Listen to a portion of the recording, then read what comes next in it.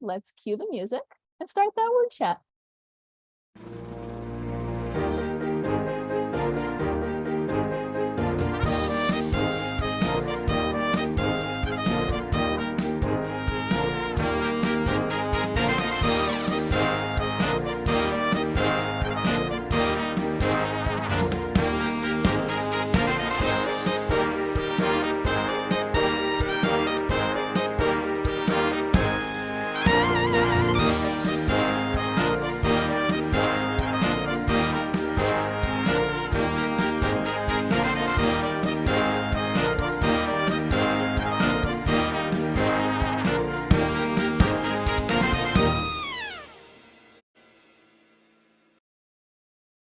Hello, everybody. Welcome to that word chat. As you can see, we're in the Florida studios again, Sarasota, Florida.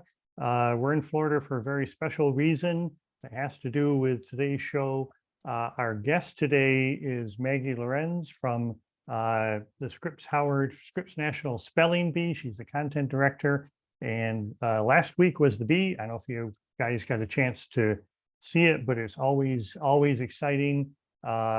And we're going to ask her about what it's like being content director for an organization that's entire existence is based on spelling things correctly.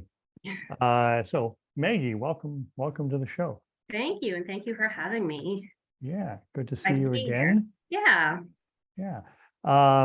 So what was give us the synopsis for those of us who haven't been paying attention. What was the winning word and who won?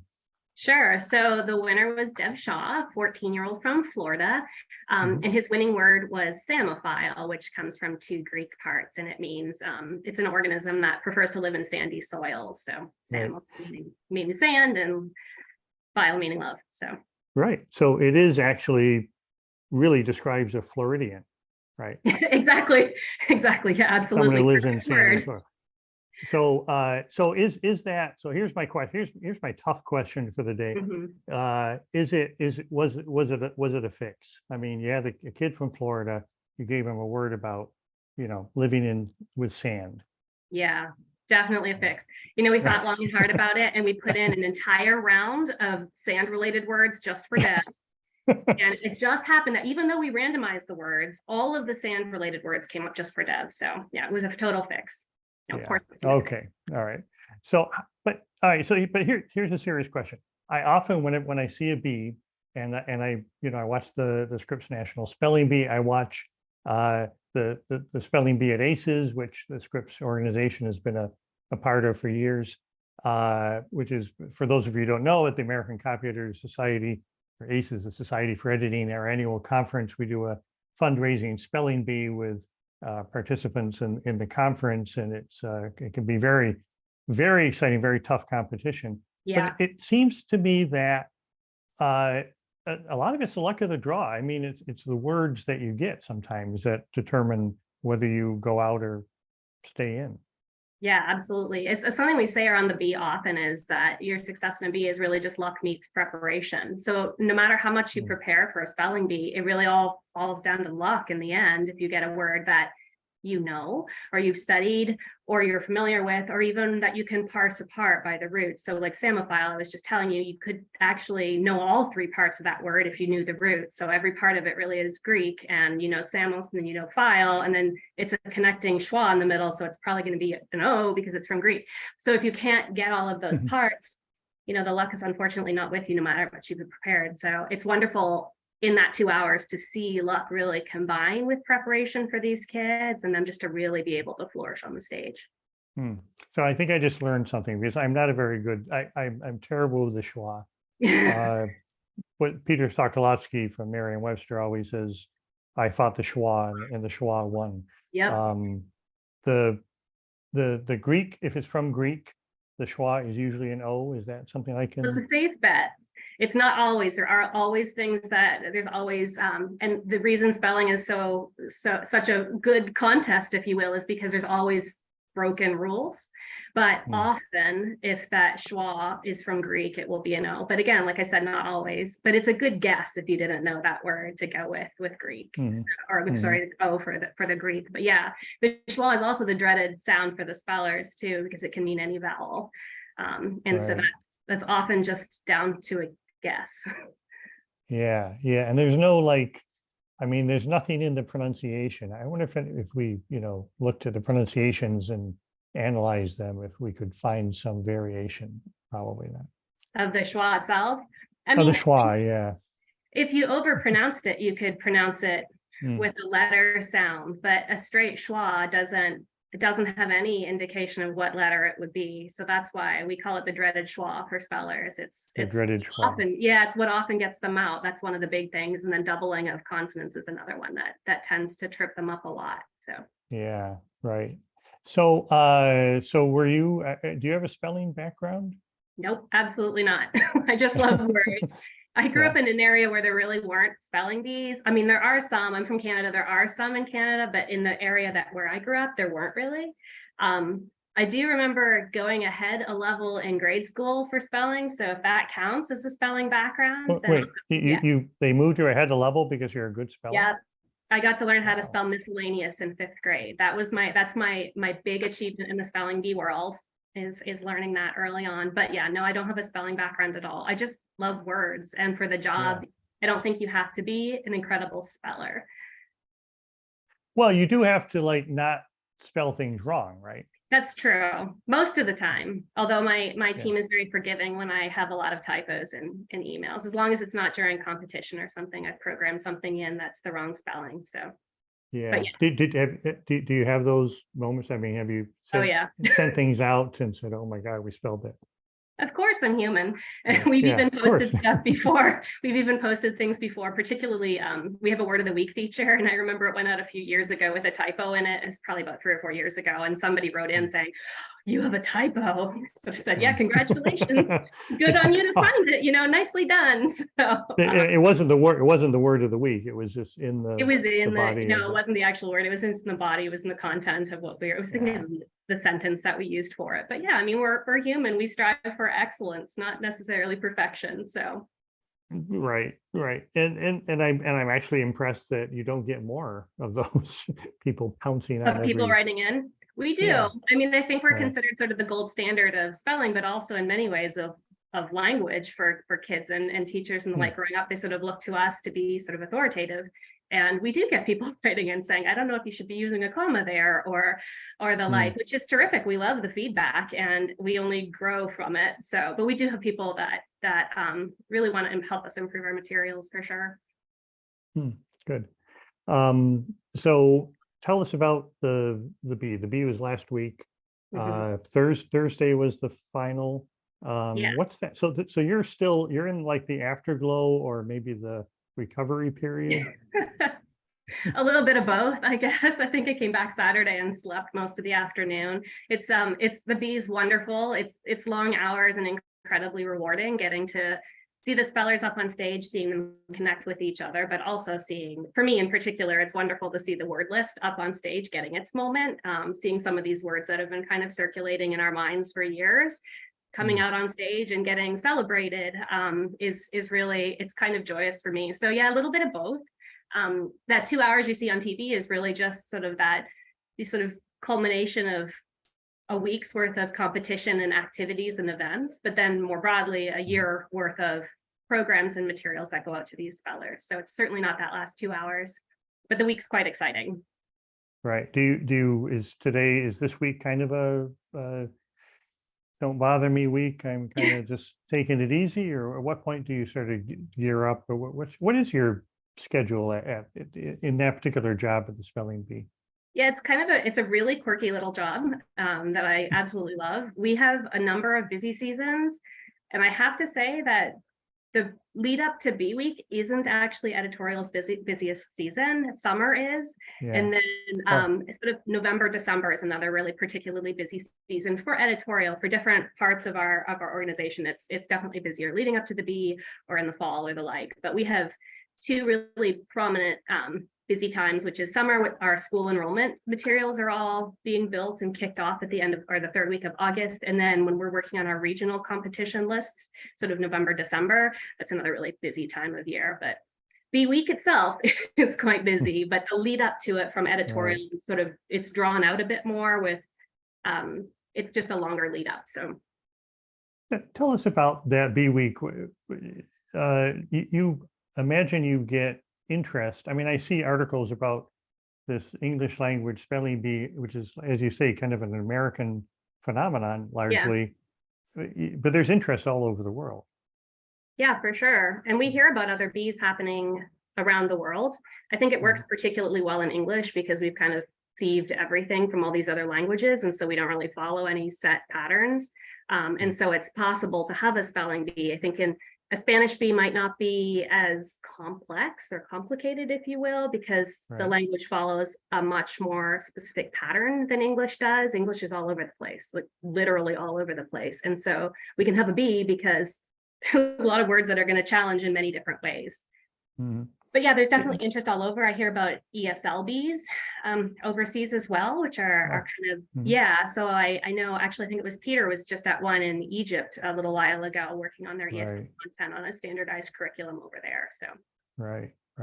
So do you get a lot of press inquiries from around the world? I mean, I don't know if you deal with those in your job specifically. I don't work with anything in the overseas bees at all. So we've got lots to work on. Press inquiries, people. Oh, I'm so sorry. I don't know, to be honest with you. I think we do get some, and I think that often they get sent along to Peter. Like I said, he's kind of the pro at the overseas requests for bees and any press overseas. And in terms of press that we receive for our bee overseas, yeah, we do get some, particularly if we have a speller from another country that does well in the bee. We had a Canadian speller this year who did really, really well. So we got a lot of press up there about this little guy. So yeah. Oh, good. Yeah. So what were your impressions of the bee? Are some, I mean, they're all different, of course. What was interesting about this one? I think it's a really good bee overall. I think it was, the pacing of it was terrific. We got down to one champion and just a really great sort of duel between all the kids at the end, the finalists. I think one of my favorite moments of the bee that may or may not have got captured on TV is as soon as Dev spelled his word correctly, Charlotte, the second place winner, kind of zoomed over to him and gave him the biggest hug. Just really nice to see that camaraderie. She went off the stage and she was quite upset afterwards, that sort of shock of not winning for a moment, but then immediately turned around to me and said, I need to see Dev. I need to give him another hug. I need to congratulate him, kind of thing. So it's always, even before I watched the bee, it was always, and then worked at the bee, I always thought it was going to be difficult to watch the kids spell out. But every year I'm reminded just how much it is them against the dictionary and not them against each other, and how they celebrate each other so much. And this year it was really on display for sure this year. Right. Yeah, that's exactly my impression watching it, is that it's the competition, but they're all in it together. And I think probably the Scripps does a lot that works with the kids. I mean, they're not all separate we don't see this, but they're not all off in their own hotel rooms and come together for the competition. There's activities and things that you do to bring them together, right? Oh yeah, it's a whole week of activities and events. Everything from we had sort of a roll the word challenge this year where they kind of worked in groups of, I think it was 4 teams of 4 to solve problems, and then they would get prizes at the end. There was a pop-up carnival this year. There's speakers that come in. We had like Jason Reynolds was there to speak to them this year. We had a band. This is the first year we've had a band since I've been there. The Lindas came to play. I saw the band. Yeah. So we had, I mean, it's just every week is completely different, and the competition is a part of the week, but the week itself is really just an incredible experience for these kids. Many of them walk away and it's the experience of a lifetime, and they remember the week probably as much, if not more, than the competition itself, the friends they made there, and the experiences they had. So yeah, it's more than a bee. Right. So I want to pause for a moment, and because your boss is in the room, Corrie Loeffler, the director of the Scripps Bee, and if it's okay, I'd like to have her come on for a second. Just give us, Corrie, your impressions of the Bee Week. Yeah, absolutely. If she's out there, putting her on the spot. You available, Corrie?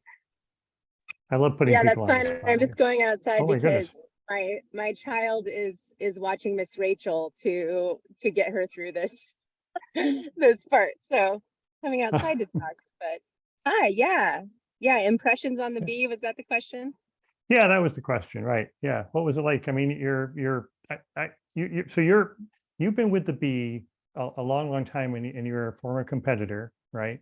Yes. And how long have you been executive director? I've only been executive director since January, but I've worked for the Bee Right. for nearly 17 years and been Wow. associated with the Bee in one way or another since 1990. So kind of a most of my life type of Yeah. thing that's been going on at this point. But I do love it. I've seen 29 Bee Weeks in person at this point, and for me, this was the best one ever. It just everything came together. The spellers, like the energy in the room on Thursday night when we had our finals, was really a beautiful thing to see. The spellers were so, Maggie mentioned this challenge that we did at the beginning of the week, which was all like puzzles that they had to solve together on teams, and they really formed some bonds quickly. That was the first day they arrived, and they were hearing feedback about it now that it was their favorite event of the week. So apparently it worked, but also it just builds up that the camaraderie that you see on stage, and that makes it so much more. It was Eric Berlin's puzzle set. Yes, that's right, Chris. We loved having Eric. I'm sure a lot of you know him. He took so much Eric Berlin's care. been on the show. Yeah. We've had him Awesome. as a Yeah. guest. There's a quick question in the chat about Eric Berlin, and was that his puzzle set? Yes. Yeah. So it was just such a cool experience for the kids to have something that was written completely for them to take part in. And the team that won, it wasn't a team that went on to, like, those kids didn't make it to the finals, right? But they succeeded in this other way. And we love that opportunity to recognize as many kids as we can during Bee Week. That's part of the joy of all of it. Throughout the week, we had this kind of call and response chant that we were doing where we would say Bee Week, and then everybody around you would say best week. And we were really, I think, manifesting that the entire week. And for me, I mean, Maggie can disagree if she wants, or Barry was there. I see Barry there. Hi, Barry. She's one of our judges and word panelists. Tyler is our social media manager and marketing communications manager. So she, all of the beautiful social media that you saw around Bee Week was all Tyler's team. So yeah, I mean, for me, that energy throughout the week, and and Peter's here too. Hi, Peter. So he's one of our judges and word panelists as well. Oh, and Tyler's got a baby with her now too. Very nice.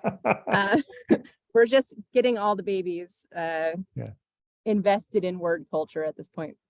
But yeah, it was just a fabulous experience, and what a championship moment. I always love that confetti moment, but this one I'm really never gonna forget. So very, very, very special. And that wouldn't be the case without, all of the stuff that happens around the competition really does add to the magic of it, I think. But without that really, really solid competition list that Maggie manages the process for, and without the strategy to get through the competition smoothly at a nice pace and understanding, where we need to end up, that's a real art.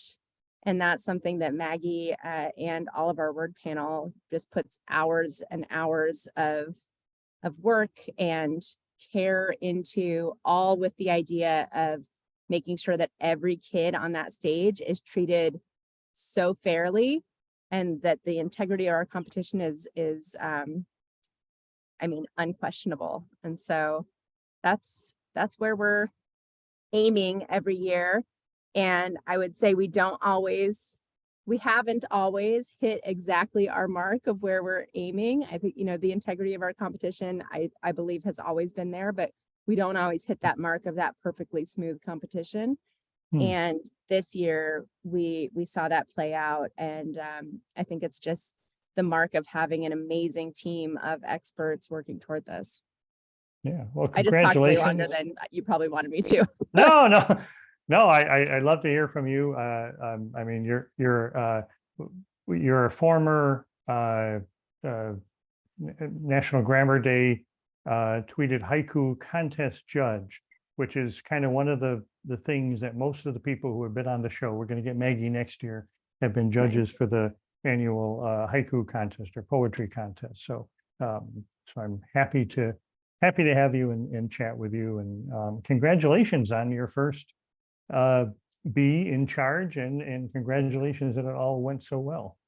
Thank you so much. I might be biased, but there are plenty of people on here who can check me on that if I am. Yeah. All right. I see some questions coming in, which is great. Ask if you have any questions for Maggie, or maybe Corrie can jump in if she's has something to add. Put query in the chat, and we'll get to you.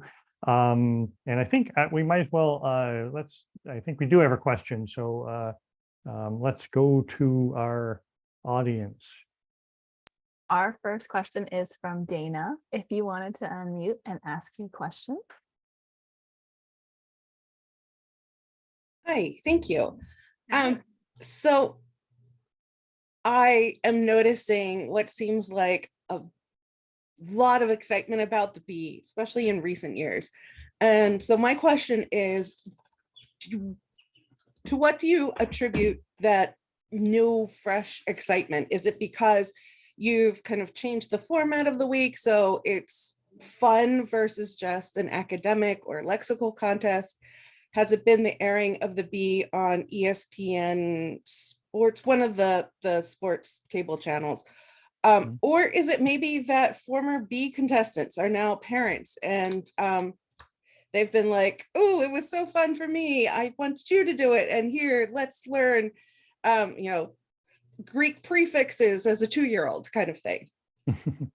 I mean, I think it's everything. I would hate to say it's just one of those things. I mean, personally, I would love to say it's just the brilliance of the words and how wonderful the English language is. But the reality is it's probably a mix of everything. It is people, it is word of mouth. It is definitely that we've been on ESPN before and we're on ION now, which means we reach like such a huge portion of the population of the States. It's accessible to everybody. It's the excitement you hear in news stories. It's sort of the continued presence of spelling as a small part, but part of the curriculum.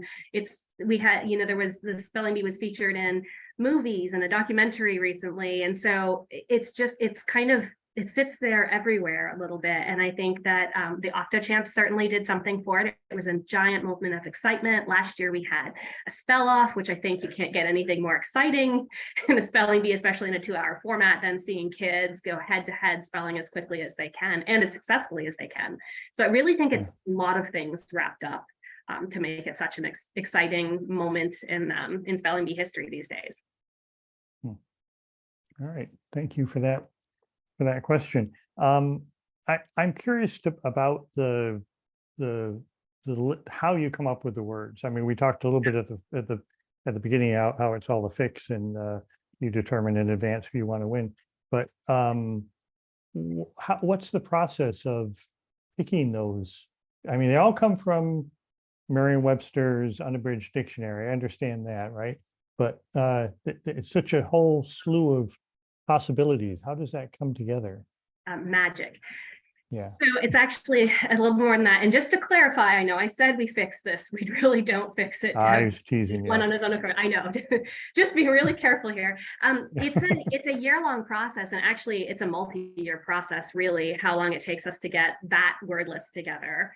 So to back up a little bit, we have a lot more layers to our program than just the national level. We start with the classroom level, first grade, those words like cat and toy and dog and the like, and then all the way up to what you see in those last 2 hours on that Thursday night. So It's a little different process for both levels of the list, but for B week itself, we work with a team. It's sort of 16 amazing, genius contributors that work to, we call it harvesting the words. So harvesting them from the dictionary, finding the right words, vetting them, we research them. They're put through a rigorous test of when they've been used and in which B, whether it's been our B, whether it's been other Bs, how they work with each other. Then they go through content development, again, pulling in different experts at different phases of the journey, if you will, the word's journey up onto the stage.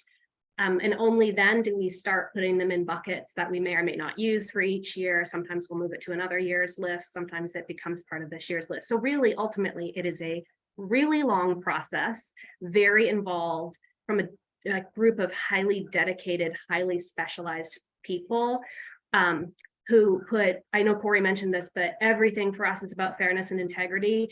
And so each word is analyzed for its fairness to the speller who might potentially get it.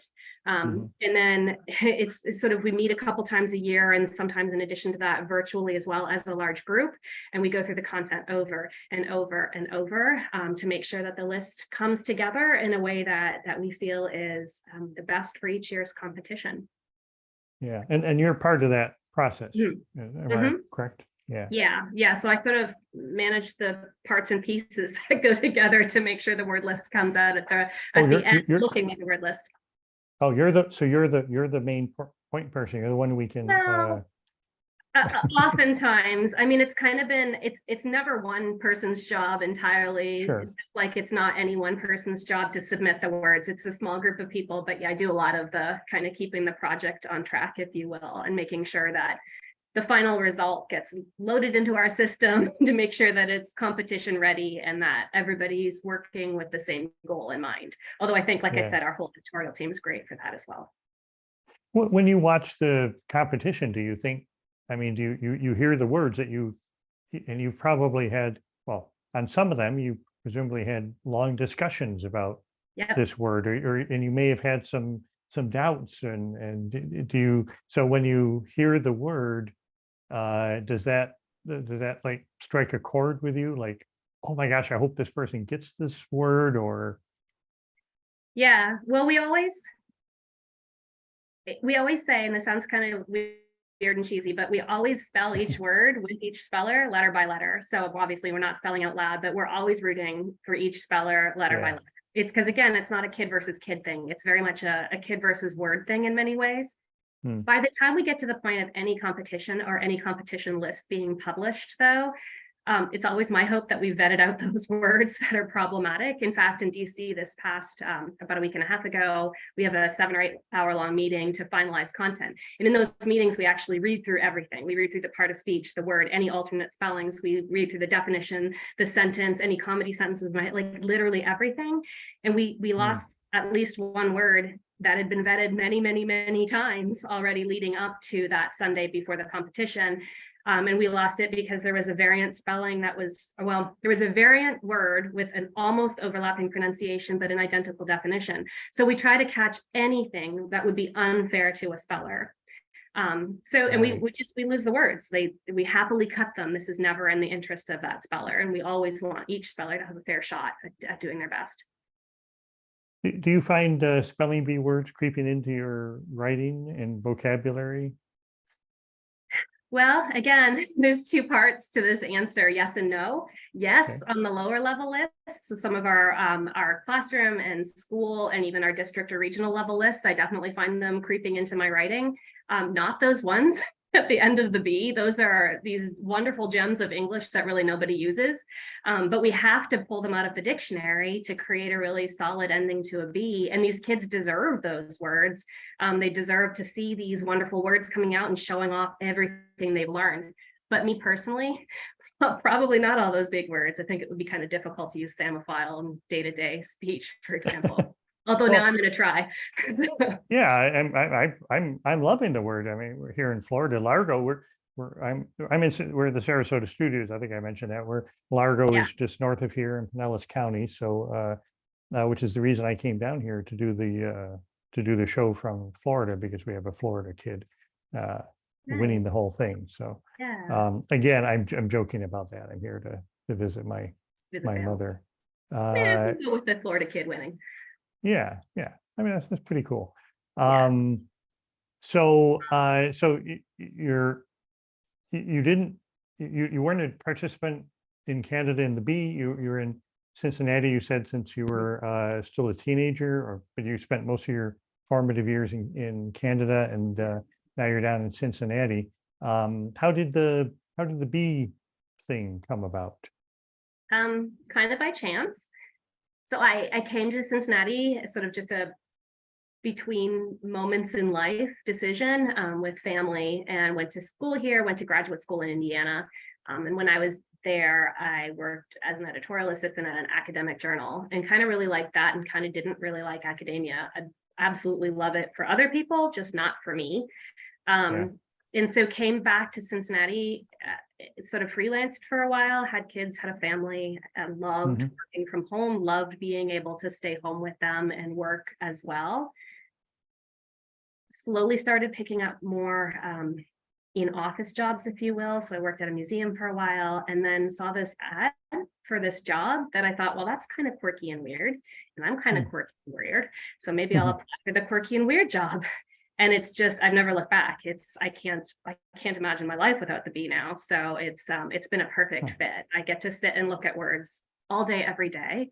I get to write and edit, and I don't know, there's probably a non-gendered term for a jack of all trades, but it's maybe a Jessie of all trades. But I do a little bit of everything. Like it's kind of word magic, and I get to share it with 11 million kids each year. So it's pretty special. Yeah, 11 million.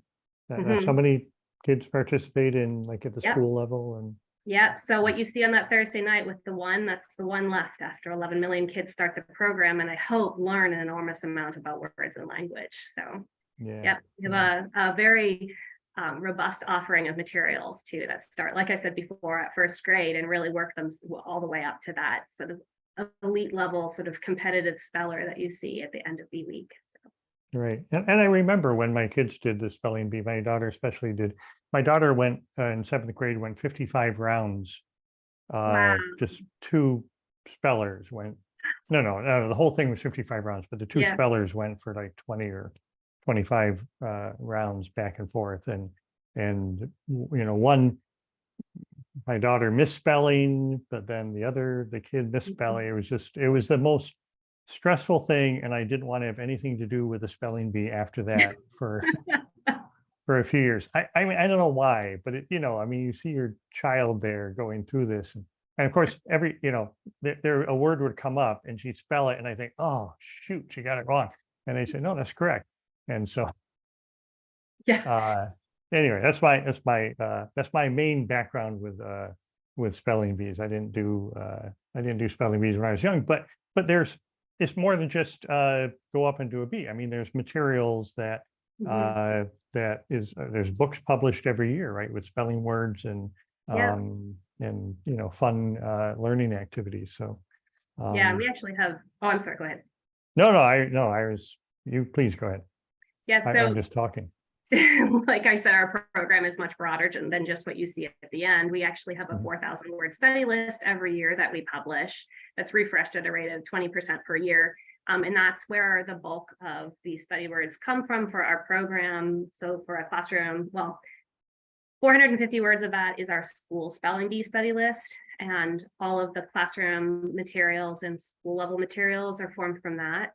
The rest of the 4,000 word list goes out for higher level bees, so like your district and your regional bees as well. We also have an app. If you guys haven't visited or downloaded our app, it's super duper fun. It's called Word Club. You can use those 4,000 words. It's totally free. It's kind of gamified learning. You can practice vocabulary or spelling. You get to hear our pronouncer, Dr. Bailey, speak, and that's how the kids actually study for the earlier rounds of the spelling bee as well. So there's just an enormous amount we do, and all of our school level words come from a book list that we call Great Words, Great Works, which is curated in-house. So every single one of those words, kids can go out in the wild, if you will, and see how those words are used as well. So we hope that we're not just telling them to learn spelling. We hope that what we're doing is really sort of igniting a passion for language in whatever they're doing, whether they want to become scientists or doctors or I don't know, anything, whatever they want to do, there's a word for it. And we're hoping that we have that word or a variation of that word somewhere on some list somewhere. And the actual spelling part, it's about all sorts of things. It's about getting up and spelling under pressure, which gives you a lot of different skills that you might not realize at the time. It's about how to lose gracefully, how to celebrate other people, how to show off how you've learned, how to show an incredible work ethic. Some of these kids, just the dedication they have and the persistence. So I like to think of it as a whole lot more than just a spelling bee. I think it's an introduction to language and work ethic that is going to take you anywhere in life if you're a kid. Yeah, well, that's terrific. That's wonderful. And we do have a question from the room, I believe. We do. This one's from Kate. Kate, if you want to unmute and ask.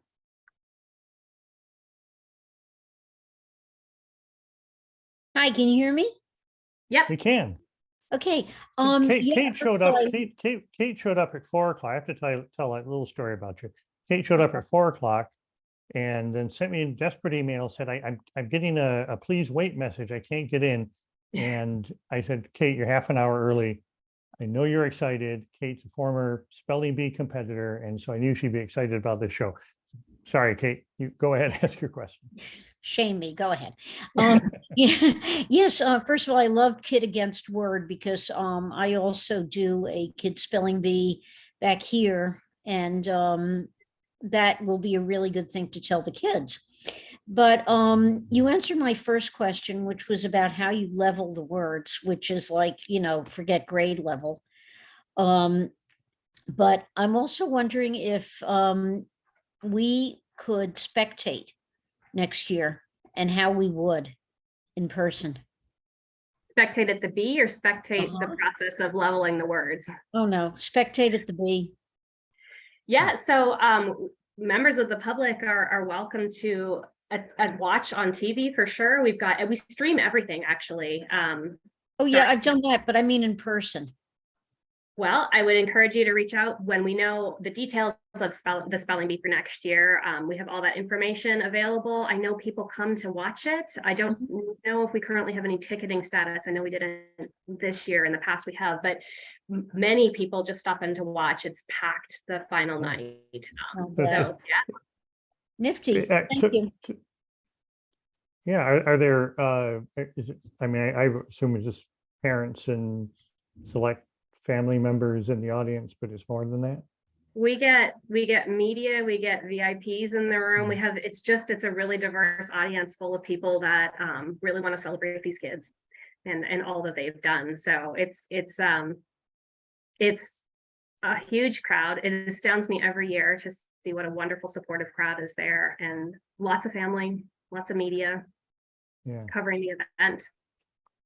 Yeah, well, that's fun. And Corrie points out in the room chat that there is a general admission registration link, and you can write to them. And if you don't find it, Kate, definitely go to that. You should be there. You should be volunteering. Come on, you should be there anyway. I'm glad Corrie's here because I'm so hidden in the words in the word list each bee week that I probably would like talk to my coworkers and they could probably tell you how to get a ticket, but. All right. So we mentioned Peter Sokolowski, who the last time we saw him just got back from Egypt where he did a bee, and Peter does spelling bees as for the State Department on behalf of the State Department is kind of a word ambassador. Peter's the editor at large at Merriam-Webster, which is the official dictionary for the bee. So Peter, if you have a moment, you could maybe give us your impressions of Bee Week. That's a lot to ask. Hello, Maggie and Corrie and Barry and Tyler and Ben. At least I see you all from the word panel.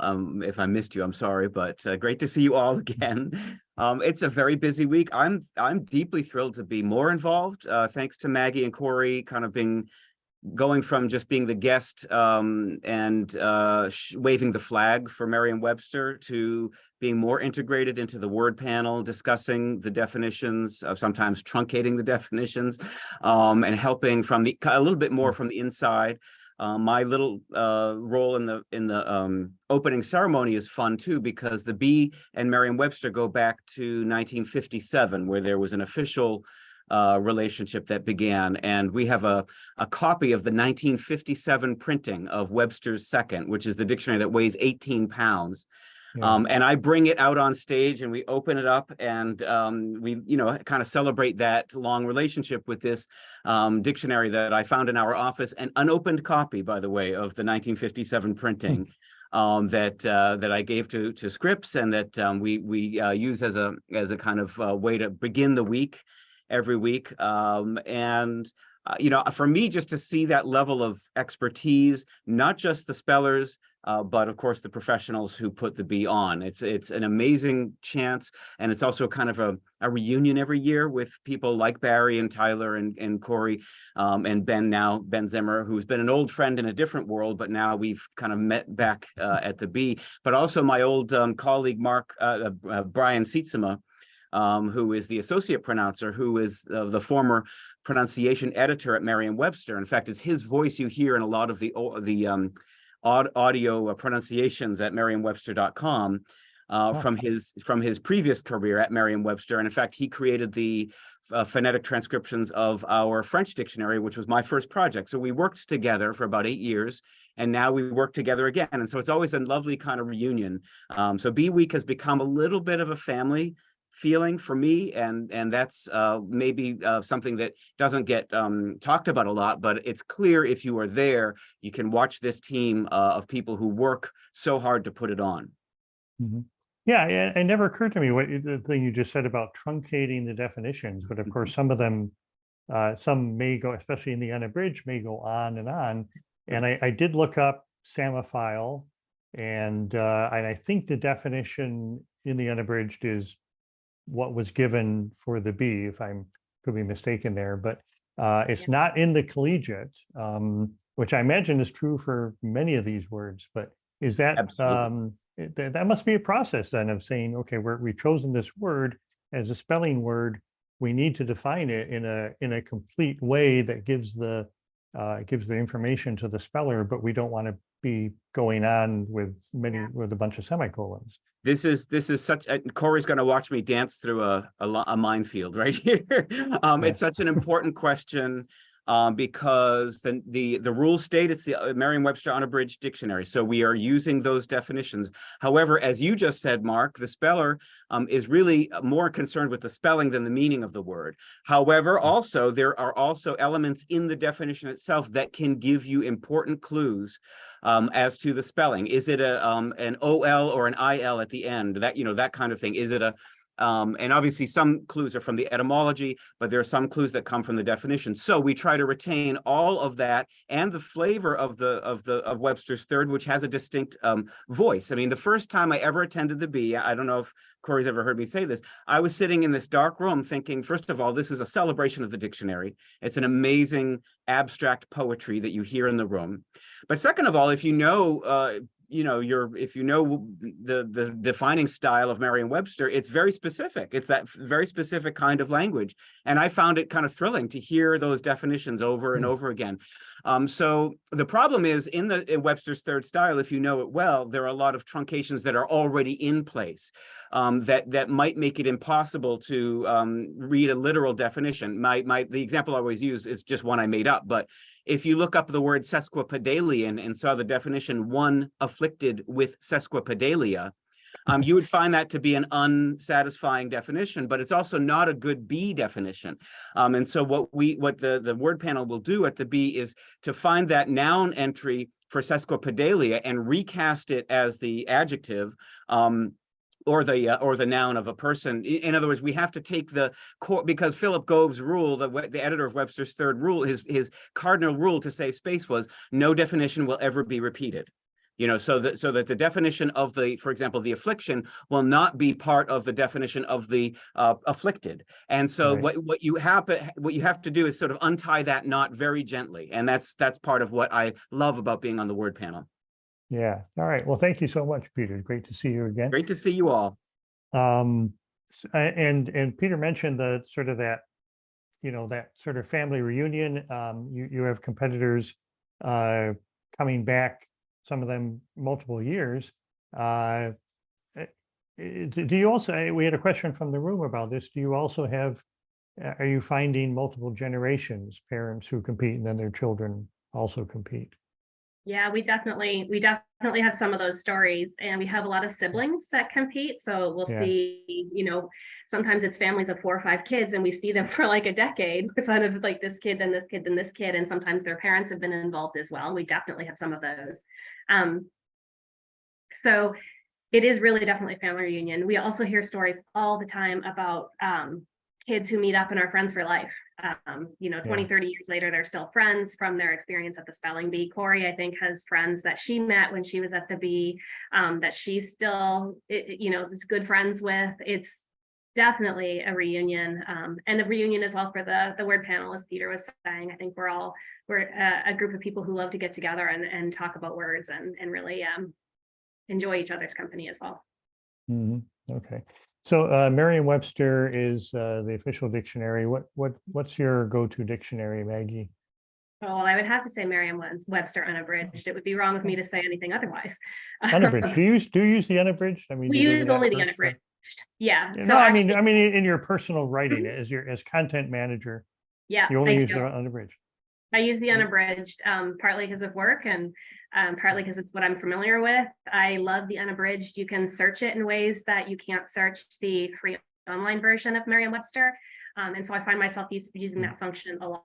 There's an advanced search function. You can search by all sorts of different things, and it's wonderful fun. And then I also use it in my own personal writing as well. Right. I'll do, I'll put in a pitch for Peter's company here that you get most of everything you need from the free version of Merriam-Webster online, but the unabridged it's $30 a year, something like that, and it does have those great extra functions. So, what's your second favorite dictionary? Merriam-Webster unabridged. Again. Right, fine. No, I'm kidding. The free online version would be definitely my second choice. It has a lot going for it as well. The unabridged is largely a static resource, so it doesn't have all of the sort of new entries or the new senses of words incorporated into it. There have been some revisions. Again, this is something Peter's probably more familiar with than I am, but there have been revisions to it. Some updates have been made, but most of the new content is found on the online unabridged. So sometimes I'll look at that, or sorry, the free online version. Sometimes I'll look at that and say, gosh, I really wish I could pull that sense of this word in for some of our materials because it's more common now. But then I just scrap the word instead. I'm like, okay, until I can, I'm just not going to use it. But. We had a question from the room from somebody who couldn't ask on video, but she's wondering what your favorite word is. Well, I think I was telling you and Heather this a little bit before we started this chat, but it kind of changes all the time. But the one I fall back on the most is anemone. It's just, I love the way it kind of rolls off the tongue, but also fun fact about the unabridged that it's pulled from directly from Webster's Third, and they have these really wonky color words in there. And so these odd descriptions of colors, I think it was like scientific, they were trying to compare colors against each other so they could come up with a standard way of describing a color. And I'm sure there's more to it than just that. But anemone is, it's a shade of purple, and let me see if I can quote it exactly. It's a pale reddish purple that is redder, stronger, and slightly lighter than wild orchid, I think, or maybe it's dusty orchid. But so each one of these funny words has, in this clump of color words, has an odd color definition. And Heather, I think I told you before about mascara having this particular definition of a reddish purple. So I also love it for that reason. I think it's a silly little color definition that unfortunately isn't in the free online version. They've cut those out of my second favorite dictionary. Oh, they've cut it out. I didn't realize they were. They would. Well, do it's not really useful. It's not like I'd like to go out and usually dye my hair a shade of dark anemone, so that it matches my anemone shoes or something. I mean, I might do that, but I'm not sure I would get the color result I wanted. So. Right. So, so what are some of the words we can expect in next year's spelling bee? That's a good question. And I will let you know when I know. It's only a couple days after this bee. I have to wait and see. I was gonna, you're not gonna let me know when you know, you're gonna. No, I'm not, but I'll string you along and tell you, I'll let you know. And in fact, Thursday of B week, you'll probably know just as much as I will. Okay, It's Yeah. always the magic So- surprise to kind of put those lists together and see what comes on to the word list each year. yeah, you use that word a lot, magic. I love that. That's, playing a factor here that it's, Yeah, there's magic going on. So. I definitely think so. Yeah. So what's next then for in the B? You gave us a little bit of the schedule. You said Yeah. summertime's busy. I would think it'd be the opposite, but what's coming up? So we're finalizing all of our school level content right now, which involves creating all of our classroom competition lists, our school competition lists, and we start preliminary work on our district one as well. So that means a content build for 800 words. And first we found them. Obviously that happens earlier in the year. And then we built out all the content, which involves some of our contractors, some of the word panelists that revise. We're not all experts on etymology, for example, or pronunciation. So we pull in people that are more expert than we are to review that. We put them together in specific materials. So there's study materials as well as competition lists. We build all of that content for the app as well. So speaking of truncated definitions, for example, one of the times when we use our most truncated definitions are for what we call word club definitions. They're a shorter or a more simplified version of the definition that's typically offered in the unabridged. So sometimes they're actually identical, particularly at sort of an 8th grade level word, if it's not terribly difficult to parse. But some of the earlier level words are just, the definitions are unwieldy and kids aren't going to remember them that way. So I always use the example of cat. I think it's something ridiculous in the dictionary, like a domesticated feline mammal with such and such pointed ears that end with an irregular tip fur or whatever. And we just say like an animal with 4 legs, a long tail and pointy ears. That's often a house pet kind of thing. So we parse it out. But there's a strategy in that we really need to keep the nub of the definition. So we need to pull out what's the essence of that definition and pour it into something smaller. So for the app, all of our definitions are those word club definitions, sometimes shortened, sometimes not. So that gets built out as well. And all of it gets launched on August, I think it's the 22nd this year. It's always that Tuesday in August, in time for the school year to start out and in time for our fabulous other departments of the Bee, our operations and our sales and marketing departments, to enroll all of the schools. So they have enrollment launch and they start signing up all the schools and our regional partners as well to prepare for the school year. So that's what we're kind of working on right now. All right, excellent. And 11 million kids are about to sign up, and that's wonderful. Yeah, it's wonderful to see all the schools. I wanted to ask you about the vocabulary portion. Yeah. And Ben, we see Ben Zimmer's in the room. I don't know if Ben is available to comment on this. Ben's been on the show 30 times already, so we always love to have him as a pop on.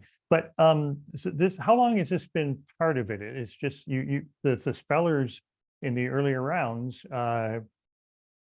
answer their word, and then they have to still figure out a multiple choice vocabulary question, which is, I imagine some purists feel that that's so different. But why did the Bee add that? Is it still controversial, and how long has that been part of it? Well, I'm sure, I don't want to answer for you, Ben, but I'm sure it's still controversial in some circles. It's a spelling bee, and some people feel that it should be nothing but spelling, but we really want to emphasize that it's a word. It's a word bee, and this is word meaning. So we actually refer to it as word meaning rather than vocabulary. So you understand more about the word than just the letters that it takes to spell the word.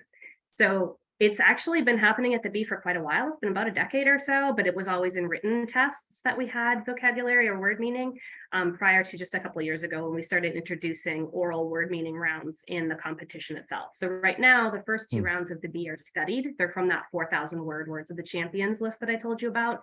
First one is spelling. In the second round, if they're successful on their first round spelling, they get a second round word meaning question, which are the multiple choice questions based on that word meaning list as well. So, and then that's Right. where Ben comes in and he creates wonderful content for us and actually contributes many of the words that we use in later rounds of the bee. So didn't want to steal your Yeah. thunder, Ben, but Yeah, well, Ben, he has not been on the show 30 times. I'm exaggerating, but he has actually been. He is our #1 guest. He's been on the show 5 times, I think. I think we should try to make it 6. Ben, and you know, Peter mentioned Ben, knowing Ben from other circles, and I know Ben from other circles. Ben is the if it has to do with words, Ben is involved. He's the consummate word geek, and so that's why he's been on the show so much. So, but Ben, if you're available, maybe you could share your thoughts on the bee last week, and particularly those word definitions that you helped with. Sure, I would be happy to. You know, anything to, you know, boost my total number of appearances on that word chat. Sure. So yeah, this is actually the 3rd in-person bee where I've been involved in these word meaning questions that Maggie was talking about. And as Maggie also mentioned, that there was this written test that used to be used in sort of as a preliminary test at the national level that included multiple choice word meaning questions. But then I came on board, I guess, late 2019, originally with the idea that this would get expanded to every stage of the competition, including everything that you see, you know, on the stage for the nationals. And of course, 2020 was canceled because of the pandemic. 2021, we came back, but it was in Orlando and it was not quite the full experience. So, so I've been able to join the full group, the full word panel, and everybody else now for 2 years at the Gaylord National Harbor. And both times it's just been an amazing experience for me. I was a longtime bee watcher. I would, like, you know, write about the bee for Visual Thesaurus and vocabulary.com. Vocabulary.com was, you know, a place where I had worked on developing vocabulary questions of the type that you know, that Scripps has now kind of adopted alongside spelling questions. So I had that experience, and I was also able to bring along a couple of my colleagues who I had worked with previously in lexicography, Jane Solomon, who had been at dictionary.com, and Georgia Skerletis, who I worked with at vocabulary.com. So we've become sort of the vocab crew. We've been focusing on building up that word meaning content every year. And, you know, as Maggie described, it's a year-long process of like getting all of that together for the bee. So it's wonderful to see it all pay off during Bee Week and see it all come together. And Corrie has been running things very smoothly. And so everything kind of fit together really beautifully. And it was great just to be a part of it again with such wonderful people involved, like Peter, and I see who else is on the screen here, Barry, Corrie, everybody who's involved with Bee Week really make it a tremendous experience. Well, I think that dimension of it is, I mean, it adds something to, it reminds us that it's not just a matter of memorizing really difficult, obscure words, that there's the bee is about words. It expands expands, but in a natural way that makes total sense. But that's my opinion. Is there still is there backlash? Do people like it? Do people you know, to some extent, yes. I mean, we still hear grumbling on social media whenever the word meaning questions show up, and people who might not be familiar with it. But, you know, as I said, this is the 3rd year for the in-person bee. So the spellers themselves and everyone in the kind of the spelling community have gotten quite used to this and have actually, you know, they prepare differently now. There was actually one of the Associated Press articles about the bee this week kind of focused on the way that preparation is different if you need to, you know, be ready for these word meaning questions, not just spelling. But the best competitors at this were already very tuned into the meanings of words, you know, whether it, you know, has to do with analyzing the roots, where of course you have to know the meanings of those roots, or understanding, you know, how words come in from various other languages. And so what we're really doing is like rewarding all of that preparation, and also rewarding kids who have a kind of a, you know, this real well-rounded sense of the lexicon. And that, of course, can come from just being very well read. Again, many of the top competitors are voracious readers, not surprisingly. And so it also just like goes to the whole sort of Scripps educational mission that this is, again, not just about memorizing completely obscure things that you'll never use, but this is like building up vocabulary and, the shared lexicon that, and understanding that and understanding where words come from and how they work in the world and this whole kind of like cultural and historical context. So I think it fits in very well with that whole mission. Yeah, excellent, excellent. All right, well, thank you so much, Ben, and thank you to Corrie and Peter for also sort of adding dimensions to the discussion for the past hour. Maggie, it's been wonderful. Is there anything that you'd like to add that I didn't ask, that we didn't talk about? No, just if you don't have the spelling bee in your community, please go on our website, because I think it's a fabulous program that we'd love to reach every kid in this country and be able to, give them the words that they can use to, I guess we say, to shine their light on the world. So really, we'd love to roll in any schools, any regions that don't have it in their community. And I loved chatting with you guys today. Yeah. All right. Well, thanks. I'm coming back to Ohio now that we've done the remote, and so next month we'll have another show. And thank you all for being here. It's been incredibly fun. Thank you so much, Maggie. And we will see you next month. No, we won't. Next month is July. We're going to skip July. We'll see you in August. Thank you for having me.